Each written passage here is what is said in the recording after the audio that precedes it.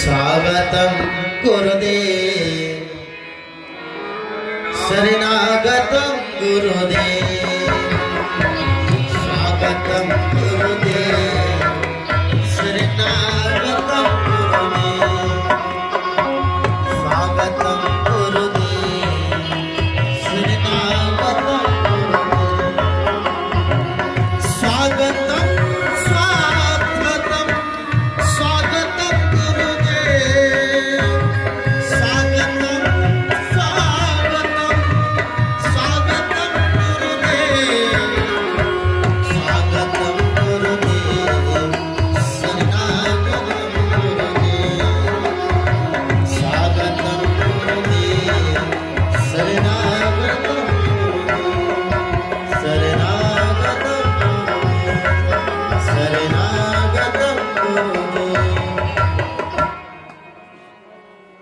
आइए आप लोग भी शांत अवस्था में बैठ के पूज्य बाबा की प्रवचन को सुनेंगे।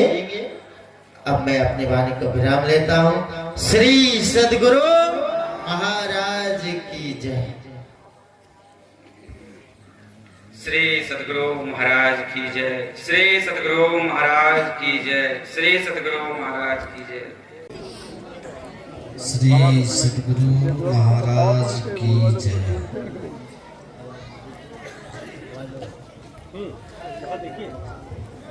श्री सद्गुरु महाराज की जय। वैराग किसको कहते हैं? इंद्रियार्थेषु वैराग्यम भगवान कृष्ण की वाणी है। वैराग का मतलब ये नहीं कि घर से अलग रहें, घर से दूर रहें, घर को छोड़ करके भाग जाएं। खुश हुए ना आप लोग सुन के? ये बात जब कहते हैं ना कि वैराग का मतलब ये नहीं घर से दूर हो जाना चाहिए, घर से भाग जाना चाहिए। बड़ा वैराग का मतलब ये नहीं है। वैराग का मतलब घरे में रहना चाहिए, तो सब गृहस्थ खुश हो जाते हैं और कहते बाबा मेरे पक्ष की बात बोल रहे, मेरे फेवर की बात कर रहे, बड़े खुश होते गृहस्थ में। ये इतना आसान नहीं है। आप हम और आपको लगता है कि घर में रहें, विरक्त रहें, लगता है, लेकिन होना बड़ा कठिन है। जनक जी का नाम सुने आप लोग? महाराजा जनक। सुखदेव जी के कोई गुरु थे नहीं। पिताजी बोले अभी तक तू निगुरा है, तो क्या करे पिताजी? तो गुरु बनाओ। किनको गुरु बनाओ? तो जनक जी महाराज को बनाओ। सुखदेव जी कहते हम ब्रह्मचारी योगी रहते हैं, उनको हम गुरु बना। कहा जाओ तो पहले गए। जनक जी महाराज तो साधारण थे नहीं। जनक जी महाराज विदेह जनक कहलाते थे। विदेह जनक, विदेह राज जनक। विदेह का मतलब क्या होता है? विदेह का मतलब देह में रह करके भी देह ज्ञान से अलग। विदेह जैसे नारियल है ना, दो तरह का नारियल होता है, कच्चा एक पक्का। तो जो कच्चा होता है उसकी गिड़ी चिपटी रहती है, उसको फोड़िए तोड़िए तो गिड़ी चिपटी रहती है, छूटेगी नहीं। और जो नारियल पक जाता है वो पकते उसका किनारा छूटता है, कोर उसका छूटता है। ऐसे ही जो संत होते हैं शरीर से छूट करके रहते हैं। जो संत होते हैं शरीर में रह करके शरीर से अलग रहते हैं। वैसे ही जैसे दूध को मत करके घी को हम बाहर कर लेते हैं, अब फिर उसी घी को रखिए दूध में तो अब मिलेगा। एक बार हमने दूध का मंथन किया, उसके बाहर घी को कर लिया, अब फिर उसको आप कितना भी प्रयास करिए मिलाने का तो मिलेगा। अब दूध के ऊपर घी पड़ा हुआ, उसको कहिए मिल जाओ, मिलेगा? कितना भी उठाइए मिलेगा, कितना भी ठंडा करके जमाइए मिलेगा, उसको मारिए पीटिए तो मिलेगा। कितना भी प्रयास कर लीजिएगा अब वो मिलने वाला नहीं है। अलग हुआ तो अलग हो गया। ऐसे ही जनक जी महाराज थे विदेह। माता सीता के पूज्य पिता श्री विदेह हैं। देह में रह करके देह ज्ञान से परे, इंद्रियों के साथ रह करके इंद्रियों से। है, उसी पर भगवान विश्राम कर। अब भगवान का मुख मलान नहीं है, मलिन नहीं है, प्रसन्न है। और साथ में माँ सीता भी विश्राम कर। और आपने कल सुना था ना,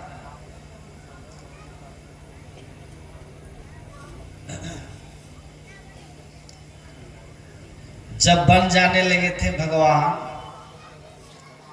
तो लक्ष्मण जी गए थे। तो भगवान ने लक्ष्मण जी से कहा था कि जाओ पहले अपनी माँ से आदेश ले लो, माता से। सुमित्रा माँ के पास गए थे लक्ष्मण। उस सुमित्रा माँ ने कहा था, लखन ये मत समझो कि यहाँ से राम के चले जाने के बाद यहाँ अयोध्या होगी, अवध होगा, ऐसा मत समझना। भगवान ने कहा, सुमित्रा माता ने कहा था, जहाँ राम है वही अयोध्या। कैसे? तो जहाँ सूर्य है वहीं पर प्रकाश है, वहीं दिन है।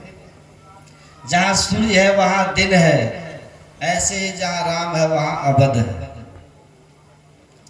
और चलते चलते माता सुमित्रा ने एक बात कही थी, बेटा अगर तूने मेरा दूध पिया है और मेरे कोख से तूने जन्म लिया है, तो मेरे दूध को लजाना मत, मेरे कोख को बदनाम मत करना। पुत्र, स्वप्न में भी राम को कष्ट ना हो, ये ध्यान रखना। सपने में भी राम को दुख न हो, ये ध्यान रखना। इसी क्षण लक्ष्मण जी ने संकल्प किया था कि ठीक है माँ, आपका कहती हो कि स्वप्न में भी राम को कष्ट ना हो, तो मैं आपको आज वचन देता हूँ, जब तक मैं भैया के साथ वन में रहूंगा तब तक मैं कभी सोऊंगा ही जय। कभी सोऊंगा ही नहीं, मैं सदैव जगा रहूंगा और जग करके मैं मेरे भाई की रक्षा करूंगा। ये संकल्प लिया। इसलिए यहाँ भगवान और भगवती, राम और सीता, ये दोनों विश्राम मुद्रा में हैं, लेटे हुए हैं। और लक्ष्मण जी थोड़ी दूर पर वीरासन से बैठ गए। वीरासन आप समझते हैं ना, घुटने के बल, एक घुटना धरती पर, एक घुटना ऊपर। वीरासन से बैठ करके लक्ष्मण जी हाथ में धनुष बाण लिए, सजग है, सावधान है, मुस्तैद है, और भगवान का पहरा कर रहे, भगवान की रक्षा में तत्पर है। इसका मतलब ये मत समझ लीजिएगा कि भगवान को रक्षा की जरूरत है। ये लक्ष्मण का सौभाग्य है कि भगवान ने उनको सेवा करने का शुभ अवसर दिया है। सारे संसार की रक्षा कौन करते हैं? भगवान कर। उस भगवान की रक्षा कौन कर सकता है? ये उनको सेवा का शुभ अवसर प्राप्त हुआ, सेवा कर रहे। और ये भाव है कि मेरे प्रभु को कष्ट ना हो, इसी भाव को लेकर लक्ष्मण जी डटे हुए। और लक्ष्मण जी के साथ में गुहनिषाद भी लगे हुए। गुहनिषाद जी भी लक्ष्मण जी का साथ दे रहे हैं, वे भी धनुष बाण लेके पारा में लगे हुए। उसी क्रम में देखते हैं गुहनिषाद, रात्रि का समय है, चारों तरफ सन्नाटा है, छाया हो रहा है, साय साय की आवाजें हो रही है, कहीं कुछ नहीं है, घनघोर जंगल है। वहीं पर भगवान है पड़े हुए। इस दृश्य को देखा है गुहनिषाद ने, उनका भीतर द्रवित हो गया। स्वाभाविक है, द्रवित हो गया। और द्रवित होने का मूल कारण यही है कि वो गुहनिषाद भगवान के मित्र के रूप में देख रहे हैं। आपने सुना होगा लक्ष्मण जी राम ब्रह्म परमारथ रूपा, लक्ष्मण जी ये ब्रह्म है कह रहे हैं। आज जो ब्रह्म है उनको क्या कष्ट होगा? ब्रह्म है नहीं तो रात्रि भी ब्रह्म की है और दिवस भी ब्रह्म का है। सब तो ब्रह्म का है। तो वो अपनों में ही स्वयं विश्राम कर रहे हैं, अपनों में ही है, खोए हुए अपनों में सजग है। लेकिन गुहनिषाद को ये समझ नहीं, गुहनिषाद अल्पज्ञ है। गुहनिषाद को इतना सौभाग्य अवश्य मिला है कि भगवान ने सखा का स्थान दिया, मित्र का स्थान दिया, पर समझ अल्प है, थोड़ी सी है गुहनिषाद की। और ये जगह जगह लक्ष्मण जी के साथ खड़े खड़े बहुत कचोटते हुए, भीतर से सिहरते हुए द्रवित होते हैं, व्यथित पीड़ित होते हैं, उत्तेजित होते हैं। गुहनिषाद लक्ष्मण जी को कह सुनाते हैं कि भैया लखन, देखो इन दोनों को देखो, कैसा सुकोमल शरीर है, कैसा देखने में फूलों से भी ज्यादा कोमल लग रहे हैं। लेकिन इन दोनों को इस स्थिति में लाने का एकमात्र अगर कोई है जिसको इसका परिश्रय जो है वो है कैकेयी। और कहते कहते कह देते हैं गुहनिषाद, तुलसीदास जी ने लिख दिया, कैकेयी नंदनी मंदमती, कैकेयी नंदनी मतलब कैकेयी, कैकेयी नंदनी मंदमती, कठिन कुटिल पनु किन्ह। बड़ा कुटिलता करी है कैकेयी ने। कैकेयी नंदनी मंदमती, कठिन कुटिल पनु किन्ह, जही रघुवीर जही अवसर रघुवीर ही, सुख अवसर दुख दिन। इनके सुख का अवसर था, सुख का क्षण था, लेकिन ये कैकेयी की मंद बुद्धि ने, कैकेयी की कुटिलता ने इन दोनों को सुख की जगह पे दुख दे दिया। ये व्यथित हो रहे हैं गुहनिषाद, ये बहुत व्यथित होते हैं। ये बात सुनते हैं लक्ष्मण जी। लक्ष्मण जी पहली बार मुस्कुराए हैं, यहाँ पहली बार मुस्कुराए हैं। और लक्ष्मण जी पहली बार अच्छा बोल रहे हैं, लक्ष्मण जी पहली बार ज्ञान की बात बोल रहे हैं, लक्ष्मण जी पहली बार मीठा बोल रहे हैं जीवन में। जल्दी ये मीठा नहीं बोलते, बड़े कड़क आवाज थी लक्ष्मण की, बहुत उनकी आवाज से डर के भाग जाते थे लक्ष्मण। शेष है ना, शेष का फुफकार देखा? शेष तो नहीं देखेंगे, सांप का फुफकार जरूर देखे। सांप है लक्ष्मण जी, फुफकारते हैं, ये कड़क बोलते हैं, इनकी आवाज से लोग भयभीत होते हैं। लेकिन ये पहला स्थान है, ये मीठा बोल रहे हैं। मीठा क्यों बोल रहे हैं, इसका कई कारण है। एक दो कारण मैं सुना रहा हूं। वो कारण ये है कि इन्होंने राम की आज पूर्ण शरणागति ली है। लक्ष्मण इन्होंने भगवान की पूर्ण शरणागति ली है। और भगवान बोलते कैसे हैं? भगवान यहाँ लक्ष्मण जी के लिए लिखते हैं तुलसीदास जी, बोले लखन, सुन रहे थे ना पाठ में, लक्ष्मण जी बोलते हैं, कैसा बोलते हैं? बोले लखन मधुर मृदु बानी। मधुर बोलते हैं और मृदु बोलते हैं। मधुर का मतलब होता है मीठा, मृदु का मतलब कोमल, कोमल और मीठा बोलते हैं। लक्ष्मण जी बोले लखन मधुर मृदु बानी। क्यों बोले ऐसा? इसीलिए बोले हैं कि आज लक्ष्मण ने भगवान की शरणागति ली है, सबको छोड़ा ना। पहले तो कभी माँ के पास जाते थे, कभी पिताजी के साथ रहते थे, कभी मित्रों के साथ खेलते थे, कभी शत्रुघ्न के साथ में जाते थे, घूमते थे, बहुतों के संग रहते थे लक्ष्मण जी, इनकी कड़क बनी रहती थी। लेकिन आज इन्होंने सबको छोड़ दिया है, सबका परित्याग किया है, सबका साथ छोड़ा है, और सबका साथ छोड़ करके इन्होंने भगवान का साथ लिया। अब भगवान कैसे बोलते थे? राम उनके लिए लिखा है रामायण, भगवान के लिए पढ़े सुनिए। अति विनीत, अति विनीत भगवान कैसे बोलते थे? राम जब भी बोलते थे बहुत विनीत होकर के, विनम्र होकर के बोलते थे।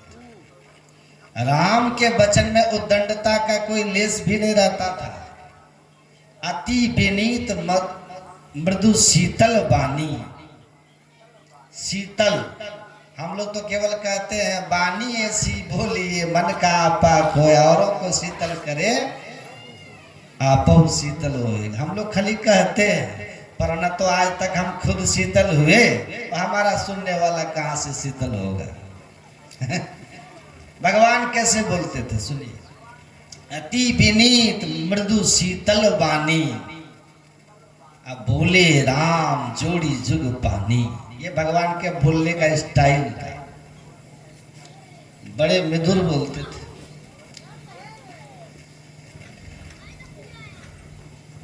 आज लक्ष्मण जी ने सबका परित्याग करके ऐसे ही विनयी मृदु भाषी शीतल वाणी के धनी श्री राम का संग किया है ना। उन्हीं का प्रताप है कि आज लक्ष्मण जी भी बोले, मीठा बोले। इसलिए संग भी देख सोच समझ के करिएगा। भर्तृहरि का नाम आप लोग सुने? भर्तृहरि कहते हैं अनुकूल साथी मिले तो साथ रहिए। ध्यान से सुनिएगा। और वो लिखते हैं वरम न मित्रम कुमित्र मित्रम, वरम न दारा कुदार दारा। वही कहते हैं भर्तृहरि, अगर अनुकूल मित्र मिले तो उनके साथ रहिए, और नहीं मिले तो उनके साथ मत रहिए, अकेले रहिए। अकेले ठीक है। पत्नी है अगर अनुकूल है तो रहिए, इससे अच्छा अगर नहीं है तो बिना पत्नी का रहना अच्छा। वरम न मित्रम कुमित्र मित्रम, वरम न शिष्यम कुशिष्य शिष्यम। अगर शिष्य भी अनुकूल है, शिष्य भी अनुकूल है, हमें समझ रहा है, उसको हमारी समझ है और उनको ये विश्वास है कि हम उनकी समझ रखते हैं, अनुकूल है, तो साथ रहो, वरना मत रहो। वरम न मित्र कुमित्र मित्रम। इसलिए संग बहुत सोच समझ करके किन्हीं का करना चाहिए। कैसी रहनी है, कैसी गहनी है, कैसी बोली है, कैसा विचार है, ये सब देख करके किन्हीं का साथ करना चाहिए। लक्ष्मण जी ने भी साथ किया है ना, जो संग किया है भगवान का, तो रंग उनका इन पर चढ़ा है। और आपको पता संत और भगवंत का रंग बड़ा, संत और भगवंत का जो रंग होता है ना, हाँ, वो बड़ा ठोस होता है, गहरा होता है। संत और भगवंत का जो रंग होता है वो चढ़े तो जल्दी उतरता भी नहीं। लक्ष्मण जी का रंग चढ़ा और बोले हैं, बोले लखन मधुर मृदु वाणी। तो पहला तो कारण ये था कि संग था भगवान का, इसलिए मीठा बोल रहे हैं, मीठा। और दूसरा कारण क्या था? दूसरा कारण है इसलिए अच्छा बोल रहे हैं लक्ष्मण जी, मीठा और मृदु इसलिए बोल रहे हैं क्योंकि उनके भीतर में ज्ञान है, वैराग्य है और भक्ति है। ये तीन अगर आपके भीतर है तो वचन जो मुंह से निकलेगा वो तीनों के रस को लेकर के निकले। श्री सतगुरु महाराज की जय। हाँ, फिर आपके मुख से ऐसा कोई वचन नहीं निकलेगा जिससे किसी को परेशानी बढ़े। हाँ, अगर परेशानी बढ़ाने की आवश्यकता होगी ना, तो आपके भीतर से वाणी भी ऐसी निकलेगी कि बड़े बड़े का दिल दहल है, क्योंकि ज्ञान है ना, ज्ञान की भूमि। मयूर देखे आप लोग? मयूर, मयूर की बोली सुने आप लोग? बड़ा मीठा बोलता है, बोलता है बड़ा मीठा, लेकिन सुनने में अच्छा नहीं लगेगा। मयूर बोलता है, बचन मधुर बोल ही जिमी मोरा अखाय महा अही हृदय कठोरा। मयूर को देखिएगा, क्या खाता है मयूर? बड़े बड़े सांप को पकड़ के गटक जाता है, निगल जाता है। ये सांप, मयूर सांप को पकड़ता है और सीधे गटक जाता है। बड़ा कठोर है। कैसे? जठरा गनी उसकी होगी, समझिए, सीधे निकल जाता। अब बोलता कितना बढ़िया है मयूर, लेकिन सुनने में अच्छा नहीं लगता। क्यों? कहा कि उसका भीतर ठीक नहीं है ना। भीतर अगर दुरुस्त रहता तो अच्छा रहता। और दूसरा एक है वो कोयली, कोयल है ना, कोयल है। कोयल का उदाहरण तुलसीदास जी महाराज ने दिया ना रामायण में। मज्जन फल देखिए तत्काला, आ काक होई पिक, पिक मतलब कोयल, काक होई पिक बको मराला। काक किसको कहते हैं? कौआ। कौआ की बोली किसी को अच्छी लगती है? काव काव काव काव, ज्यादा काव काव करते तो लोग ढेला मारता है, उसको दूर भगाता है। कोयल को देखिए, कहीं पेड़ की डाल पे बैठ जाएगा, बोलेगा, कितना कर्म प्रिय उसकी आवाज होती है कोयली की, अच्छा लगता है। बोले लखन मधुर मृदु बानी, ऐसे बोलना चाहिए सबों को। ऐसा बोलना चाहिए कि हमारी बात सुने लोगों को, तो उनको लोग की और ये बोले, हमारे बोलने की लोग प्रतीक्षा करें, हमारी आवाज ऐसी हो, हमारे मुंह से निकली हुई बातें ऐसी हो कि लोग प्रतीक्षा करें कि ये थोड़ा बोलते, थोड़ा ये कुछ सुनाते, अच्छा लगता। हमारे गुरु महाराज जी कहते सत्य सुहाता वचन कहिए। क्या कहिए? सत्य कहिए और सुहाता कहिए। सत्य सुहाता वचन कहिए, ऐसा कहिए जो सत्य हो और सुहाता हो। सत्य सुहाता वचन कहिए, ऐसा वचन बोलिए। नहीं असत्य समपातक पुंजा, गिरि सम हो ही की कोटिक गुंजा। असत्य समान पाप नहीं। श्रीमद् भागवत में लिखा है, नहीं असत्यात् परो अधर्म, असत्य से बढ़कर के दूसरा अधर्म नहीं। अधर्म न दूसरा सत्य समाना, रामचरितमानस में लिखा है। इसलिए राम धर्म की मूर्ति प्रकट हुए रघुवंश में, जिनके विषय में कहा गया रामो द्विर न भाषिते, रामो द्विर ना विभाषित। राम दो बार नहीं बोलते, मतलब एक बार बोल दिया तो फिर बदलते नहीं। अपने वचन की जहां कीमत है, जो अपने वचन की कीमत समझता है, जिसकी वाणी हमेशा सत्य ही बोलती है,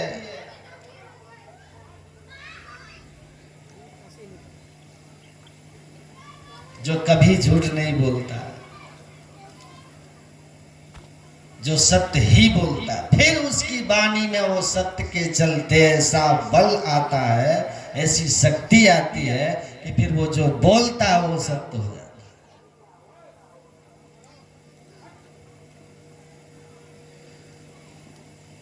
हम पुराणों में श्राप और वरदान की कथा सुनते हैं।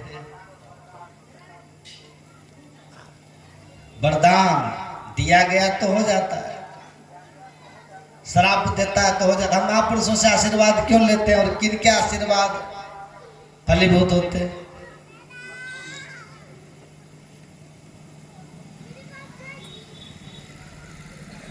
जिसने सत्य रूपी तप किया, जो सत्य बोलता है, सत्य वाणी का तप है, मौन मन का तप है। वाणी से मौन रहना ये वाणी का तप नहीं है, सत्य ही बोलना, और वो सत्य सत्य ही बोलना मतलब आप शब्दों के कैद खाने में सत्य को कैद करने की कोशिश भी मत करना।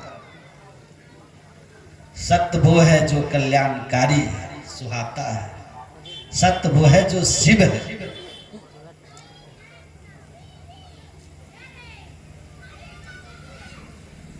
और वो सत्य सुंदर ढंग से बोलना, सत्यम शिवम सुंदरम।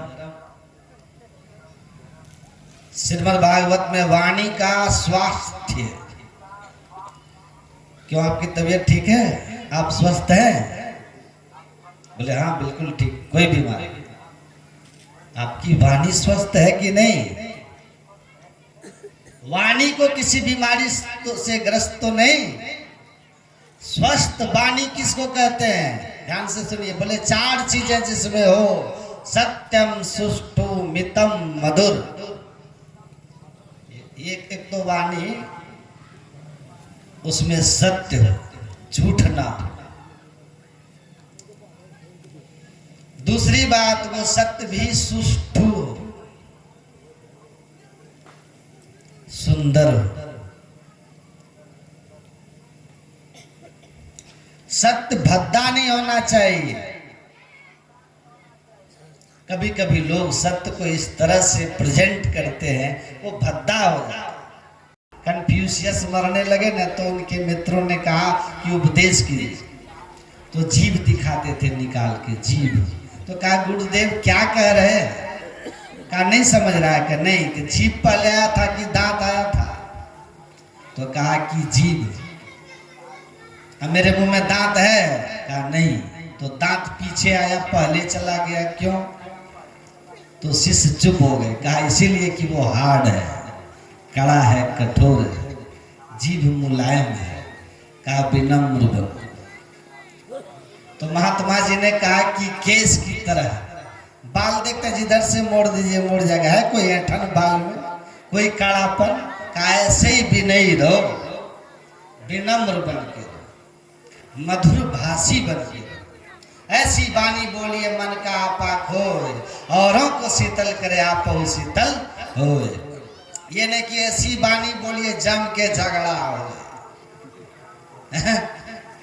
ऐसी वाणी बोलिए जम के झगड़ा हो।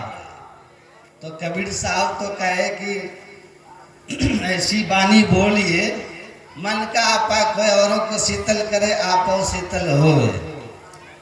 एक कोई बनावटी कवि है, वो कहा ऐसी वाणी बोलिए जम के झगड़ा हो। लेकिन फिर उन्होंने पीछे सावधान भी किया, पर उससे मत बोलिए जो आपसे तगड़ा हो, है ना? तगड़ा है आप बोलिएगा हो जाएगा झगड़ा, तो फिर तो रगड़ देगा ना। तो समझ के बोलिए। और आपने सुना कि कर्म केवल शरीर से नहीं होता, मन वच और मन से भी कर्म होता है, वचन से, वाणी से भी कर्म होता है, शरीर से भी कर्म होता है। आप मन से बुरा सोचोगे तो आपका बुरा होगा। वाणी से अगर किसी को सुख पहुंचाओगे तो सुख मिलेगा, वाणी से किसी को दुख पहुंचाओगे तो दुख मिलेगा, शरीर से किसी को क्षति पहुंचाओगे तो क्षति होगी। जिस अंग से किसी को क्षति पहुंचाओगे उस अंग को क्षति होगी। ये हाथ में बहुत बल है, इस हाथ से दूसरे को तंग कर रहे हो, अगले जन्म में हाथ अपाहिज हो जाएगा। इसी जन्म में भी हो सकता है। मैंने जीवन की घटना देखी है। तो जिस अंग से पाप करोगे उस अंग को भगवान दंडित करे, वैसा ही आपको होना। इसलिए मन से भी बुरा मत सोचो, वचन से भी बुरा मत बोलो। देखो लक्ष्मण जी कैसे बोल रहे हैं, बोले लखन मधुर मृदु बानी, ज्ञान विराग भक्ति रस सानी। लक्ष्मण जी बोले तो है कि काहो न को सुख दुख कर दाता, लेकिन बोलना कैसा हुआ सो तो देखो। द्रौपदी बोली थी अंधे का पुत्र अंधा, इतनी गाली पड़ गई। वाणी का फल था नो, अंधे का पुत्र अंधा का। बुरा मत सोचो, बुरा मत बोलो, मत करो। इसलिए कहते हैं ज्ञान विराग कोमल मधुर वाणी में बोलते हैं। ये वाणी में बड़ा बल होता है।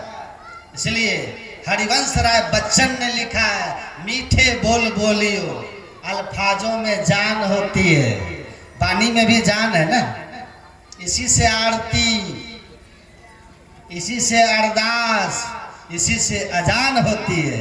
हिंदू लोग आरती कहते हैं और उसी को सिख लोग अरदास कहते हैं, उसी को मुसलमान अजान कहते हैं। शब्द में ही तो अजान होता है ना। माइक से सुनते होंगे ना, अल्लाहू अकबर, सुनते हैं ना, अजान होती है, शब्द में ही होता है। ये शब्द से ही होता है। तो कहा इसी से आरती, इसी से अरदास, इसी से अजान होती है। ये समुंदर के वो मोती है जिससे इंसानों की पहचान होती है। श्री सतगुरु महाराज की जय। बोली अच्छी है कि नहीं? बोलिएगा। आप कहीं जा रहा, रास्ते में लोगों की बोली सुन के लग जाता है कैसे घर का बच्चा है, कैसे माता पिता है, कैसा परवरिश हुआ है, कैसे परिवेश में पला बड़ा है। कोई पीठ पे जमीन का कागज लेके जाता है कि हम जमींदार का बेटा है, ऑफिसर का बेटा है। कोई लेके तो नहीं जाते। सर्टिफिकेट एमए पास है कि बीए पास है, सर्टिफिकेट भी कोई छाती में लटका के ले जाते हैं क्या, ये आगे टांग लिए हैं? आपकी बोली से पता चल जाएगा कि आप पढ़े लिखे हैं, अनपढ़ हैं, अच्छे संस्कार के हैं कि कुसंस्कारी हैं। सब पता चल जाता है बोली से। कोई भी व्यक्ति यदि 5 मिनट बोल देता है समाज में, चाहे किसी के सामने, बुद्धिमान व्यक्ति उसके पूर्वजों तक का आकलन कर लेता है कि इनके पूर्वज क्या होंगे, कैसा संस्कार इनका है। इसलिए विवेकी पुरुष की भाषा में कभी रुग्णता नहीं आनी चाहिए। मनुष्य धन से भले कंगाल हो, लेकिन मनुष्य को सदैव अपनी भाषा से धनवान होना चाहिए, भाषा से पुष्ट होना चाहिए। आपकी बोली से पता चल जाएगा कि आप पढ़े लिखे हैं, अनपढ़ हैं, अच्छे संस्कार के हैं कि कुसंस्कारी हैं। सब पता चल जाता है बोली से। वाणी से किसी को ऐसी वाणी बोलिए मन का पाक होए, औरों को शीतल करे आप शीतल होए।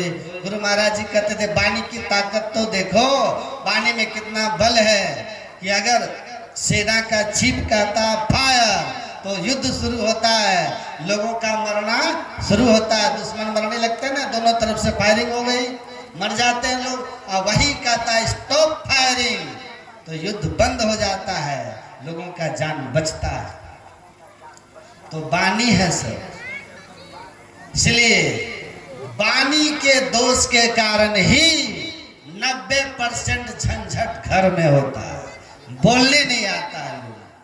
बड़े से कैसे बात करें, बाप से कैसे बात करना है, माँ से, भाई से, पत्नी से, पति से, सास से, ननद से, मतलब आपको कैसे बोलना चाहिए ये आपको नहीं आता, इसलिए घर में झगड़ा होता है। जिस आदमी को बोलने नहीं आएगा ना, देखिएगा हरदम उससे झगड़ा होते रहेगा और लोग उससे बड़ा भागते हैं। कुछ करे ना करे, लेकिन बोलने का ढंग नहीं है तो लोग कहेगा है उसके अलगे रहिएगा, कब क्या बोल देगा, बेइज्जत हो जाएगी।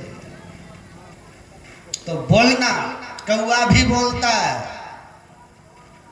और कोयल भी बोलती है, लेकिन कौवे को कोई पसंद नहीं करता काव काव सुनना, और कोयल की सब सुनना चाहते।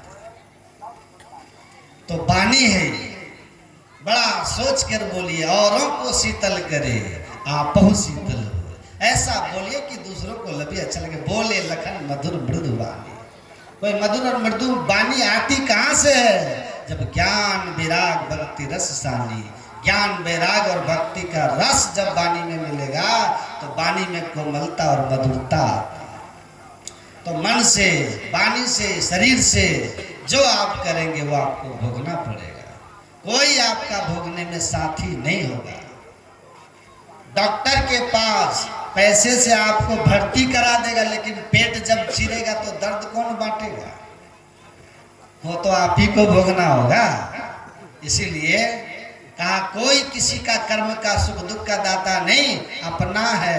इसलिए आप कर्म करने में एकदम स्वतंत्र हैं और उसके फल भी आपको ही भगवान सुख दुख के रूप में देंगे। जैसा कर्म वैसा फल। तो क्या करो, आप अपने कर्म की ओर ध्यान दीजिए, अपनी ओर निहार तुझे क्या परी परारी, अपनी ओर निहार करो, खुद देखो हम अपना कर्तव्य निभा रहे हैं कि नहीं। लोग बोलते हैं हम क्या करें भाई, हम क्या करेंगे, हमारा आदमी तो ढंग का नहीं है। आप अपना ढंग से चलिए, दूसरे को छोड़िए, अपनी अपनी करनी, अपने अपने साथ किया सो आगे पावे। बाप क्या करनी, बाप पूत को पूते मिलता, जोरू को जोरू, खसम को खसम को मिलता। अपनी पत्नी का किया पत्नी, पति को किया पति को, बेटा को बेटा को, बाप का किया बाप को। अपनी करनी साथ, नेकी बदी है संग संग ये जय है दोई, पलटू करनी और के नहीं और के माँ। अपनी अपनी करनी अपने अपने साथ। तो हमारी करनी हम भोगेंगे, हमारा जो कर्तव्य है वो हम निभाएंगे। हम दूसरा ना निभाए उसका फल वो भोगेगा। जो तो को कांटा बोवे ताही बोवे तू फूल, ताको फूल का फूल है वाको है त्रिशूल। आप अपनी करनी को ठीक रखो, दूसरा नहीं अपना कर्तव्य निभाए तो मत निभाए। आप अपना कर्म ठीक रखो, आपको उसका फल मिलेगा, उसको उसका फल मिलेगा। आज संजोग है, आपस में रिश्ते हैं, मौत हो जाएगी, एक झटके के साथ सब बिखर जाएगा। आपके साथ क्या जाएगा, कर्मन गो गच्छति जीव एक। कर्म लेके जाओगे, आपे बीजे आपे पावे, नानक हुक्मी आवे जावे।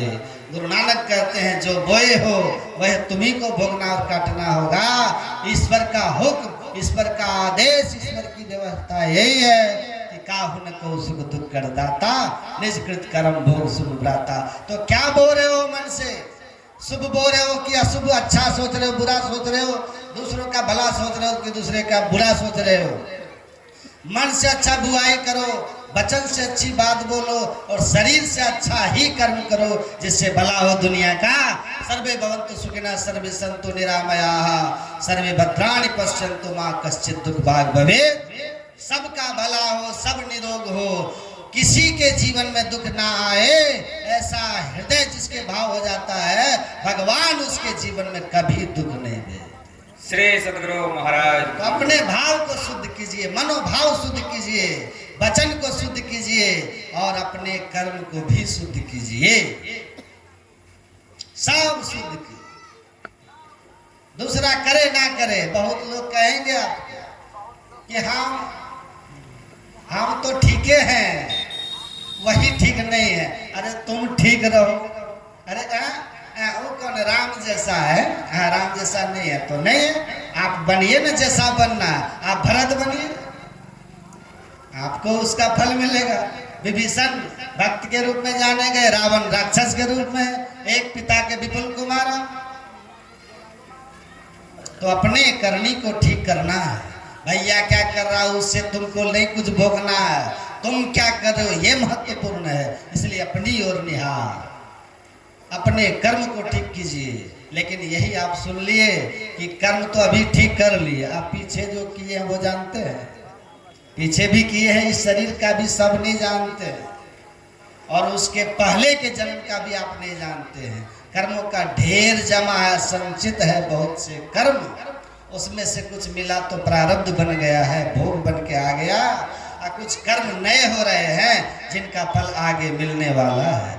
तो पीछे के कर्मों के ढेर है और अभी इस जन्म में कर्म हुए हैं और हमको आगे कर्म के फल से बचना है। तो क्या करना होगा, सुनिएगा कि कर्म और उसका सिद्धांत कर्म मंडल में ही काम करता है, शरीर पर ही काम करता है। गुरु महाराज जी कहते थे भारत में बम फोड़ करके भाग गया अपराधी पाकिस्तान में, अजहर मसूद है ना, वो एक और कौन था बम्बई वाला जो भागा है क्या, तो वो सब पाकिस्तान में है। भारत सरकार क्या कर रही है उसके लिए? कर्म क्षेत्र से, भारत के अधिकार क्षेत्र से बाहर चला गया ना, तो आप कुछ नहीं कर पा रहे उसके लिए। उसी तरह कर्म का एक क्षेत्र है जहां पर जम का शासन चलता है। जहां तक जम का क्षेत्र है, वो जमराज का जहां तक क्षेत्र है वो कर्म क्षेत्र है, उसी में सुख दुख का भोग होता है। तो कर्म क्षेत्र के बाहर निकल जाइएगा तो आप भोग क्षेत्र से बाहर निकल जाइएगा, जम क्षेत्र से बाहर निकल जाइएगा तो कर्म फल आपको नहीं लगेगा। और वो कर्म क्षेत्र से बाहर निकलने के लिए, भोग क्षेत्र से बाहर निकलने के क्या उपाय है? जन्म जन्मांतर के पापों को, संचित कर्म को भस्म करने का क्या उपाय है? भगवान शिव कह रहे हैं, यह करोति सदा ध्यानम आज्ञा पद्मस्य गोपितम प्रभु जन्म कृतम पापम विनश्चेद विरुद्धतः। हे पार्वती, जो आज्ञा चक्र सुषुम्ना शिव नेत्र बिंदु का ध्यान करता है और बिंदु ध्यान करके अपने आप को अंधकार से ऊपर उठा लेता है, पिंड से ब्रह्मांड की ओर कर लेता है, शरीर से आत्मा की ओर जिसकी गति हो जाती है, वह शरीर पे कर्म फल आता है उसको पता ही नहीं चलता। गहरी नींद में है, आपके सिर में या पैर टूट गया, दर्द कर रहा है, डॉक्टर नींद का गोली दे देता है, आप सो जाते हैं, घाव भी शरीर में रहता है कि नहीं? पैर टूटा हुआ है, दर्द है, पर महसूस होता है? क्यों नहीं होता? क्योंकि दर्द को महसूस करने वाला उस स्थान से निकल लिया। जागृत अवस्था में जीव यहाँ रहता है, अब पूरा शरीर में चेतन धार फैल जाती है तो इंफॉर्मेशन उसको मिलता है जीव को कि भाई दर्द हो रहा है यहाँ वहाँ। जब वहाँ से चेतन धार सिमट गई, अगर ये नींद में हृदय में जीव उतर गया तो चेतन धार अब नहीं है घुटना में, इसलिए घुटने का दर्द उसको महसूस नहीं हो रहा। बिजली जब तक है सब ये भी काम कर रहा है, पंखा भी काम करेगा, बॉक्स भी काम करेगा, वो भी काम करेगा, बिजली चली गई सब बंद। उसी तरह चेतन धार जब कान में रहता है तो सुनते हैं, नाक में रहता है सुनते हैं, जीवा में रहती है स्वाद चखते हैं। और जब चेतन धार सिमट के हट गई, बिजली कनेक्शन खत्म हो गया, तब बगल में कोई बात करेगा नहीं सुन पाइएगा, क्योंकि जीव यहाँ से अपनी सारी चेतन की धारों को, ज्ञानमयी धारों को समेट करके नीचे चला गया है। तो ये नीचे वाला तो अप डाउन होते रहता है, आते जाते रहते हैं। महापुरुष कहते हैं चेतन धारों को समेट के इससे ऊपर उठ जाइए तो आप अपने को ऊपर उठाए रखिएगा। देह रहे संसार में, जीव राम के पास, दादू कछु व्यापे नहीं, काल जाल जम त्रास। ऊपर उठा लिया, कर्म मंडल से ऊपर चले गए, साधन में पग जाया ही गंभीर हो, या तन की सुधी नहीं रहे धीर बर वीर सो, सांझ भोर दिन रैन कछु जाने नहीं, अरे हारे में ही बाहर जड़वत रहे माही चेतन से, कुछ पता नहीं चलेगा। शरीर पर आया है, मस्त है। गुरु महाराज कहते थे समाधि में जैसे गहरी नींद में चले गए तो शरीर का दुख सुख आपको पता नहीं, शांति के सागर में हो, जगोगे तो फिर पकड़ लेगा, नहीं तो खूब शराब के नशे में किसी आदमी को कोई है, अगर कहीं दर्द भी है तो एकदम हल्का पता चलेगा, नौ के बाद नशा उतरेगा तो पता चलेगा। उसी तरह जो ध्यान करके अपने को ऊपर उठा लेता है, जब समाधिस्थ रहता है तो कुछ पता नहीं चलेगा। पर महाराज सदगुरु महाराज का आप लोग सुने होंगे, हर्निया का ऑपरेशन हुआ था, काय को सुइया देंगे, गुरु महाराज ने कहा हम जीवन में कभी नशा नहीं किए हैं इसलिए हम नशा नहीं लेंगे, कहा कि चिरेंगे तो दर्द होगा। गुरु महाराज जी ने कहा आप चिरिए, कितनी देर लगेगी? कहा कि 50 मिनट। गुरु महाराज ने कहा कि कोई बात नहीं, 50 मिनट के लिए हम आपको ये शरीर आपको दे दिए। और गुरु महाराज शरीर से निकल लिए, अपने समस्त चेतन धारों को महायोगी समेट करके पिंड से ब्रह्मांड की ओर चले गए। डॉक्टर डर गए कि नहीं दास तो मर गए, क्योंकि नस नाड़ी धड़कन सब बंद हो गया। बाहर निकल के कहा कि हम कैसे चलाएं इन पर, ये तो शरीर में नहीं है, मर गए। पूज्यपाद महर्षि संत सेवी जी महाराज ने कहा मेरे गुरु महाराज महायोगी है, ये चेतना को समेट करके निकल गए। जो नानक जीवतिया मरी रही है ऐसा जोग कमाई, जीते जी अपने को मुर्दा बना सके, अपने शरीर को त्याग कर सके, जब चाहे बाहर निकल जाए, जब चाहे अंदर आ जाए। कहा महायोगी है, निकल गए।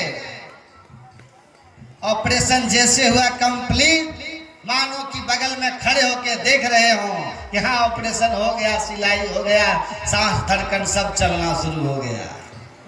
श्री सद्गुरु महाराज। अब डॉक्टर पैर छुके प्रणाम किया, नास्तिकता के बाद में फिर दीक्षित भी हुआ और कहा कि महाराज हम सुनते थे कि भारत के योगी लोग ऐसे होते थे कि जीता शरीर से निकल जाते थे, जिंदे तो हम सोचते थे सब बकवास है, आज साक्षात जिंदा दर्शन कर लिए। सद्गुरु महाराज की जय। तो आप समाधि में कुछ पता नहीं है, जब शरीर में आओगे तो गुरु महाराज ने कहा गहरे नशा में जैसे चोट का पता नहीं चलता, वैसे शरीर भाव में भी रहोगे तो भया जी हरिरस पी मतवारा, वो नाम खुमारी नाम का चढ़ी रहे दिन रात, वो ऐसा अंदर के आनंद के नाम के नशे में, ईश्वरीय रस के नशे में रहता है, उस नशा में उसको संसार का दुख का कुछ भी पता नहीं चलता, और संसार में प्रारब्ध कर्म शरीर में दुख रूप में आए, सुख रूप में आए, उन सब से ऊपर उठ के आनंद रस का आनंद लेता हुआ ब्रह्म पीयूष मधुर शीतल जो पे मनुष्य रस पावे, उस ब्रह्म पीयूष को ब्रह्ममय अमृत को पान करने वाला वो साधक संसार के कर्मों को करता हुआ, सुख दुख को भोगता हुआ, उनसे निर्लिप्त, संसार का भला करता हुआ, संसार को ज्ञान देता हुआ, संसार के लिए अपने जीवन में दुख उठाता हुआ, आनंद के सागर में रहते हुए शरीर को त्यागता है, तो वहां जाता है जहां नहीं फिरे, जहां से फिर दुख में संसार में नहीं आता। तो इस तरह संसार में आपको रहकर सत्कर्म को करते रहो और नियमित सत्संग ध्यान करते रहो, इसी से आपको मुक्ति सदगति होगी। और जीवन में इस बात को दिमाग से निकाल दीजिएगा कि किसी चीज की कमी के कारण आप दुखी हैं, आप कुछ मिल जाएगा तो आप सुखी हो जाएंगे। याद रखिए, अंदर का हरि रस मिलेगा तो सुखी हो जाइएगा, और नहीं तो दुनिया का सब व्यवस्था, धन पुत्र संपत्ति परिसा बंगला गाड़ी सब मिल जाए, आप सुखी नहीं हो सकते हैं। सुख का आधार एक ही है, जो परलोक यहाँ सुख चाहो, सुनि मम वचन हृदय दृढ़ कहो, सुलभ सुखद मार्ग है भाई, भक्ति मोर पुराण श्रुति गाई, बोले प्रेम से श्री सद्गुरु महाराज की जय। श्री सद्गुरु महाराज की जय। श्री सद्गुरु महाराज की जय।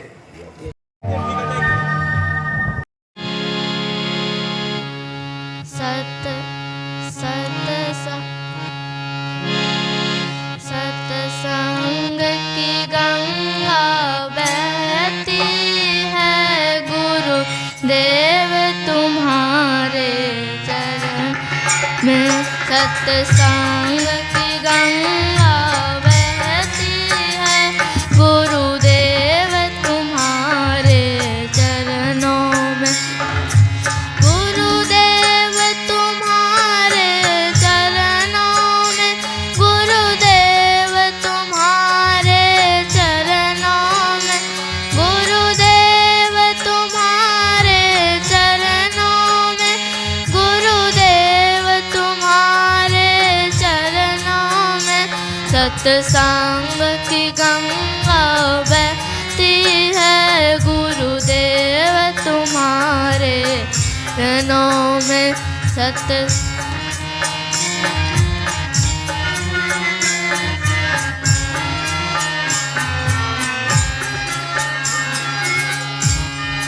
फल मिलता है उस तीरथ का, कल्याण तुम्हारे चरणों में। फल मिलता है उस तीरथ का, कल्याण तुम्हारे चरणों में।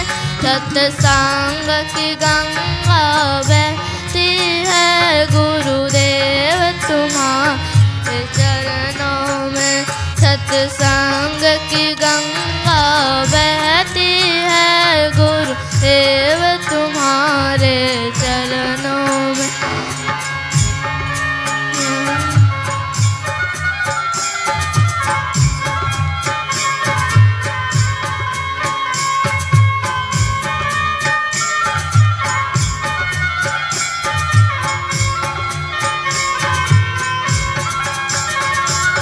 मैं जन्म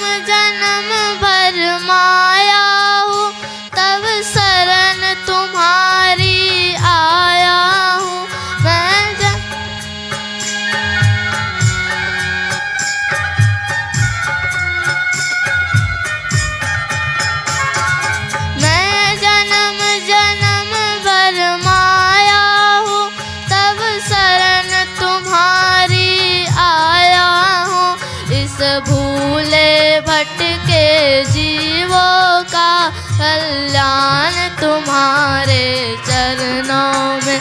सत्संग की गंगा बहती है, गुरुदेव तुम्हारे आते हो।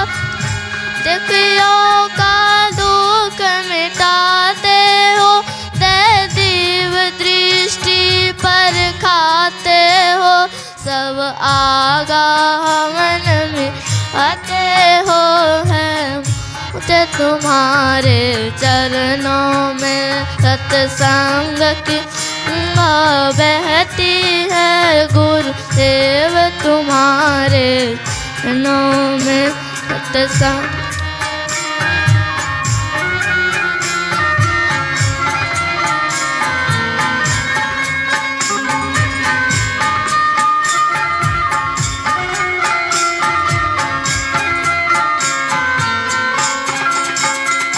एक बार जो दर्शन पाता है, बस आप ही का हो जाता है। एक बार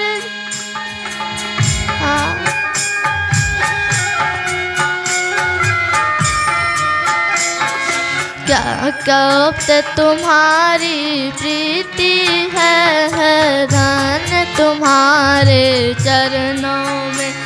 रूप तुम्हारी प्रीति है धन तुम्हारे चरणों में। सत्संग की गंगा बहती है, गुरुदेव तुम्हारे चरणों में।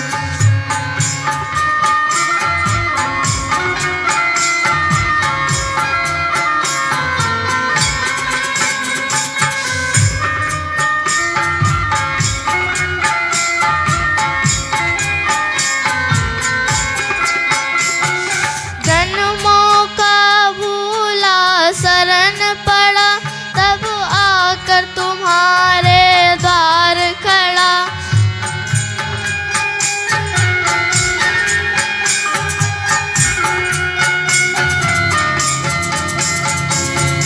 जन्मों का भूला शरण पड़ा, तब आकर तुम्हारे द्वार खड़ा।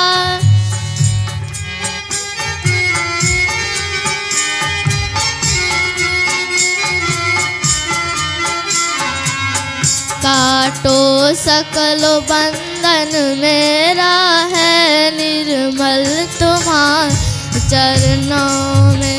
सत्संग की गंगा बहती है, गुरुदेव तुम्हारे चरणों में। सत्संग की गंगा बहती है, गुरुदेव तुम्हारे चरणों में।